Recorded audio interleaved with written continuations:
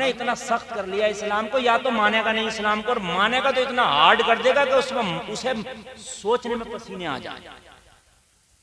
एक बीवी के शोहर का इंतकाल हो गया, मैं इत्तेफाक से वहां घर चला गया उनके, तो बड़ा अजीब माहौल। जब कोई किसी का मैयत होती है तो गम का माहौल तो होता ही है, जाहिर सी बात है, गम का माहौल था। मैंने कभी क्या मसला, बोले हजरत वो इंतकाल हो गया और उनकी बीवी इद्दत में बैठी है, तो मई जून का महीना या 45 टेम्परेचर की गर्मी, और तो ना उसे घर के बरांडे के अंदर कमरा, कमरे के अंदर पंखा नहीं, वहां उसके अंदर बरा दिया। बोली है ही रहेगी 4 महीने 10 दिन जी।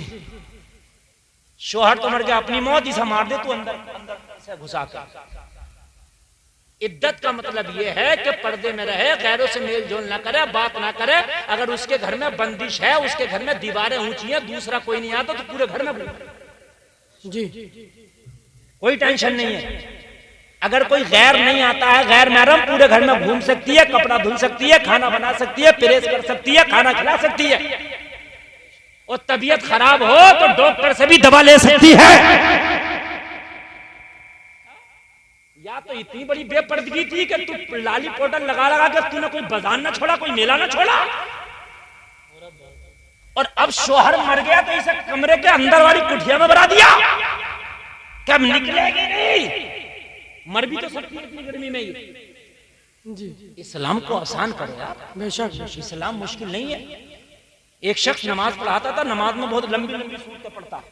नबी की बारगाह में शिकायत की, आका वो फला नमाज पढ़ाता, बड़ी लंबी लंबी सूरतें पढ़ता। नबी ने फरमाया, बुलाया, डांटा, कहा मैं दीन को आसान करता हूं, तू लोगों के सामने मुश्किल पेश कर रहा।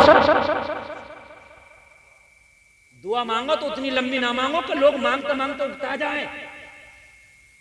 बहुत से लोग दुआ मांगना शुरू कर देते तो वो इसमें अच्छाई समझते हैं, दुआ दिल से है। अब तुम मांग रहे हो और कोई आदमी सोच रहा है जल्दी खत्म करें, जल्दी खत्म करें, कहां से कबूल होगी बताइए मुझे। अल्लाह तो दिल के हाल को जानता है ना, मैं तो नहीं जानता इसके दिल में क्या है, लेकिन अल्लाह तो जानता ना इसके दिल में क्या। बेशक बेशक जिसके दिल में ये अल्लाह कबूल कर ले उसकी तो कबूल होगी। जो करे यार ये खत्म कब करेंगे, या अल्लाह ये खत्म कब करेंगे। बात समझ में आ रही है कि नहीं आ रही। दीन को हार्ड न बनाओ, दीन बहुत आसान है, इस पर आसानी के साथ अमल करो। बात समझ में आ रही है कि नहीं आ रही है। हाँ, या तो अमल नहीं करेंगे, और अमल करेंगे तो छोटी छोटी बातों पे इतनी तवज्जो देंगे, इतनी तवज्जो देंगे, इतनी तवज्जो देंगे कि जिसका कोई जवाब, वो बारीकियों में चले जाएंगे। पहले उसूल जो है उस उसूल पे आओ, फराबाद में पहले उसूल पे आओ।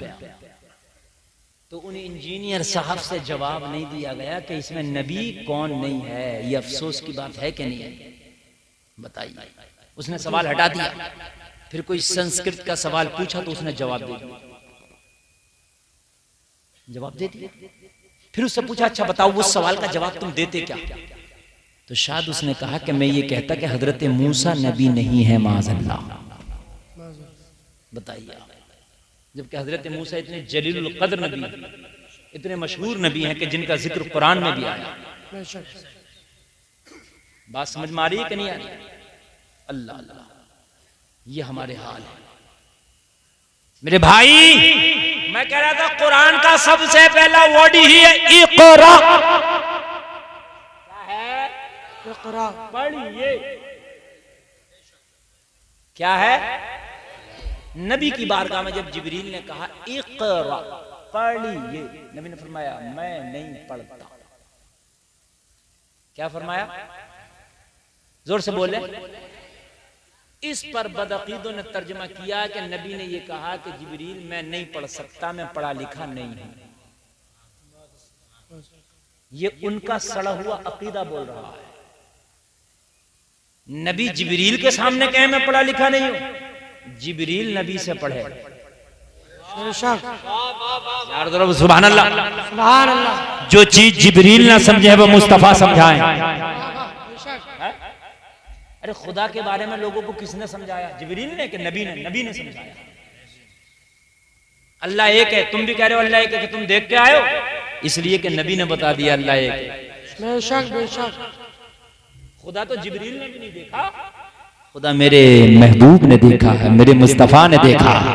सुभान अल्लाह, सुभान अल्लाह बोलो। सुभान अल्लाह। तो इन्होंने तर्जुमा क्या किया कि मैं पढ़ा हुआ नहीं हूं। क्या तर्जुमा किया?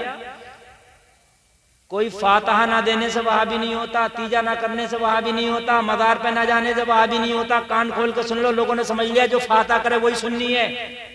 पूरी जिंदगी मत फातिहा पढ़ो, सुन्नी रहोगे। लेकिन अगर ये कहो कि नबी पढ़े हुए नहीं थे, माज़अल्लाह जाहिल थे, तो ये अकीदा तेरा फिर वहाबियत वाला अकीदा है। बेशक बेशक। हाँ, नबी ने किसी से पढ़ा नहीं। क्यों पढ़े? उस्ताद का मर्तबा आला होता, शागिर्द चाहे कितना ही पढ़ाई क्यों ना हो जाए। तो अगर नबी किसी से पढ़ लेते तो उसका मर्तबा नबी से आला ना हो जाता जी हैं?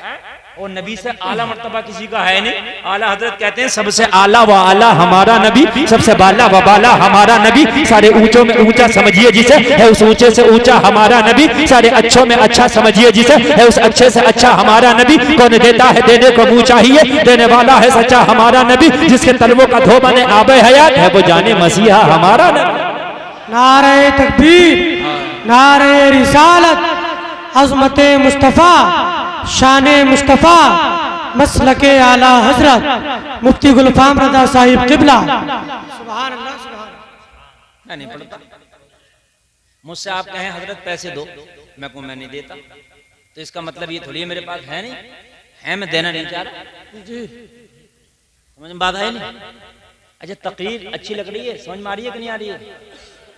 माशाअल्लाह, ये ओरिजिनल बातें मैं आपको बता रहा हूं और ये बातों की बड़ी जरूरत है। और फिर मैं नबी की सीरत पे आऊंगा। मैंने बयानी नबी की सीरत करना है, ठीक है? और उसके बाद तकरीर खत्म कर दूंगा। और मेरी तकरीर कितनी जल्दी 1 घंटा गुजर जाता है मुझे खुद पता नहीं चलता। सही बात है। तो नबी ने फरमाया मैं नहीं पढ़ता, मैं नहीं पढ़ता। इसका मतलब है मैं जानता हूं, पढ़ सकता हूं, मगर मेरी मर्जी नहीं पढ़ता मैं। यहां एक नुक्ता है, एक नुक्ता है। सूफिया फरमाते हैं अगर नबी, जबकि नबी को पता है कि ये अल्लाह का कलाम है जो शुरू हो रहा है जी। ऐसा नहीं है कि पता नहीं था, माज़अल्लाह पता था, वही नाजिल हो रही है, अल्लाह का कलाम है और नबी ने पढ़ना भी है, मगर कहा मैं नहीं पढ़ता। इक़रा का सिर्फ तर्जुमा होता पढ़िए, अम्र। सिर्फ क्या है? सिर्फ तर्जुमा क्या है? पढ़िए। नबी अगर पढ़ना शुरू कर देते, तवज्जो, सिर्फ इक़रा पे, सिर्फ इक़रा का तर्जुमा पढ़िए। क्या पढ़िए? ये नहीं है, सिर्फ पढ़िए। इंग्लिश पढ़िए, हिंदी पढ़िए, संस्कृत पढ़िए, फारसी पढ़िए, अरबी पढ़िए, क्या पढ़िए, कुछ नहीं तर्जुमा निकाल सकते, सिर्फ पढ़िए। तो इक़रा का माना हिंदी पढ़िए ये भी आ जाएगा, उर्दू पढ़िए ये भी आ जाएगा, इंग्लिश पढ़िए ये भी आ जाएगा, संस्कृत पढ़िए ये भी आ जाएगा। तो अगर इक़रा पे नबी पढ़ना शुरू कर देते तो माना ये निकाला जा सकता था कि पैदा होने के बाद जो भी सामने आए पढ़ना शुरू करो, जो भी लैंग्वेज हो पढ़ना शुरू करो। तो इसका माना हो जाता, तो मतलब ये था कि बच्चे को जो चाहो पढ़ाना शुरू कर दो। मगर नबी ने इक़रा पे मना कर दिया, मैं नहीं पढ़ता। जिब्रील बोले बिस्मी रब्बिकल्लज़ी खलक़, पढ़िए अपने रब के नाम से जिसने आपको पैदा किया। तो नबी ने पढ़ना शुरू कर दिया।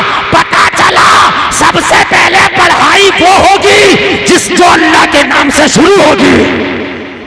नारे तकबीर, नारे रिसालत, अज़मते कुरान, मसलके आला हजरत, नारे तकबीर। बिस्मी रब्बिकल्लज़ी खलक़, पढ़िए उस रब के नाम से जिसने आपको पैदा किया। रब के नाम से जब रब का नाम आया, मुस्तफा ने पढ़ना शुरू कर दिया, इशारा दे दिया सबसे पहले पढ़ाई शुरू होगी तो वो होगी जो अल्लाह के नाम से शुरू होती है। तो अल्लाह के नाम से कोई और पढ़ाई शुरू नहीं होती।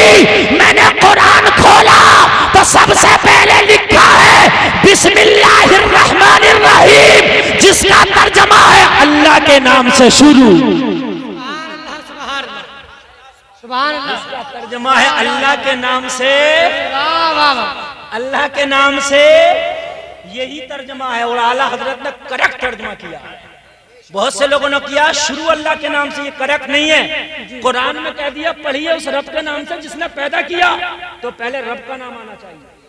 जब पढ़ाई हो तो पढ़ाई बाद में हो, रब का नाम पहले हो।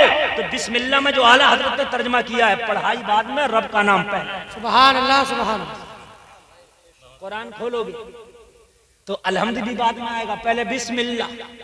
अब मैं इस बहस में नहीं जाता। बहुत सौ ने कहा कि सूरत का जुज है, बहुत सौ ने कहा एक आयत है, मैं उस बहस में नहीं जाता। लेकिन इतना जरूर मानूंगा ये कुरान की एक आयत है। बिस्मिल्लाह पढ़िए। अब इसका तर्जमा किया अल्लाह के नाम से शुरू। और नबी ने खाली इकरा पे पढ़ाई नहीं, इसलिए कि कोई कुछ भी पढ़ाई पढ़ना शुरू कर दे कहीं। जब जिब्रील ने कहा उस रब के नाम से पढ़िए जिसने आपको पैदा किया, तो फिर अल्लाह के नाम से पढ़ा, तो फिर पढ़ना शुरू कर दिया। तो पता चला कि पहली पढ़ाई वो हो जिसमें अल्लाह के नाम से शुरू हो। मेरे भाइयों, मेरी माओ, मेरी बहनों, सुन लो। अपने बच्चों को पढ़ाओ तो सबसे पहले अपने बच्चों को दीन सिखा दो। अपने बच्चों को दीन सिखा के अगर कॉलेज में भेजोगे ना, हजारों में वो अलग नजर। बेशक। अब तवज्जो करना, वो बात रह गई थी। कहने लगे हमने एक साल में 10 पारे हाफजा कर लिए। किसने कहा? भूल गए? हाँ, एक डॉक्टर ने जो MBBS कर लिया था, 10 पारे। कहने लगे 10 पारे हाफजा करने के बाद में फिर नीट में बैठ गया। हजरत 10 पारे हाफजा करके जहन इतना तेज हो गया, इतना तेज हो गया, जो याद करता था बहुत जल्दी याद हो जाता था। जिस साल 10 पारे हाफजा करके नीट में बैठा, उसी साल नीट निकाल लिया। वाह वाह सुभान अल्लाह। कहने लगा हजरत सबसे ज्यादा तेज अगर कोई टॉनिक है दिमाग को तेज करने का तो वो कुरान। सुभान सुभान सुभान अल्लाह सुभान। सबसे ज्यादा अगर तेज कोई टॉनिक है कुरान है। अगर कुरान का हाफजा कर लो जहन तेज हो जाता है। मैं तो कहता हूँ डॉक्टर भी बनाओ, पहले हाफिज कुरान बना दो। बेशक। हाय हाय हाय यार, बोलो ना सुभान अल्लाह। कितना अच्छा होगा कि तेरा बेटा डॉक्टर बना हो, हाफिज कुरान हो। तेरा बेटा इंजीनियर बना हो, पहले हाफिज कुरान हो। तेरा बेटा प्रोफेसर बना हो, पहले हाफिज कुरान हो। अरे अगर कुरान का हाफजा कर लेगा ना तो डॉक्टर तुझे दुनिया में फायदा पहुंचाएगा, हाफिज कुरान मरने के बाद फायदा पहुंचाएगा। सुभान अल्लाह सुभान। दोनों फायदे रहे। तो ये मत सोचा करो कि हम हाई फाई हैं, VIP हैं, तो बड़े बड़े फला स्कूल में पढ़ाएंगे। अपने बच्चों को सबसे पहले मदरसे की तालीम, उसके बाद जहां चाहो। मैं मना नहीं करता, खूब बड़ा इंग्लिशमैन बनाओ, तुम तो खूब बड़ा साइंटिस्ट बनाओ, और बनाना चाहिए। मैं तो कहता हूं बनाना